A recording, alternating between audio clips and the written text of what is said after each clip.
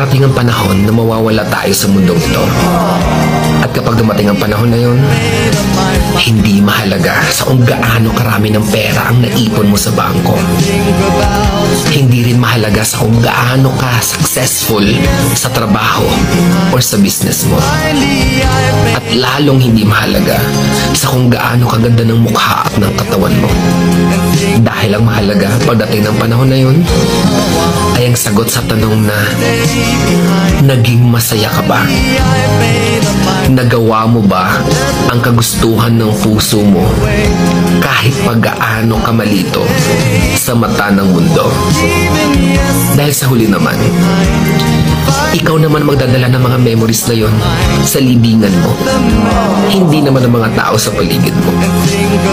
So make sure na bago pa dumating ang panahon na aalis na tayo sa mundong ito, siguraduhin mo sa sarili mo na magiging masaya ka at magagawa mo ang kagustuhan ng puso mo kahit pag-aano ka kontra ng mga tao sa mundo.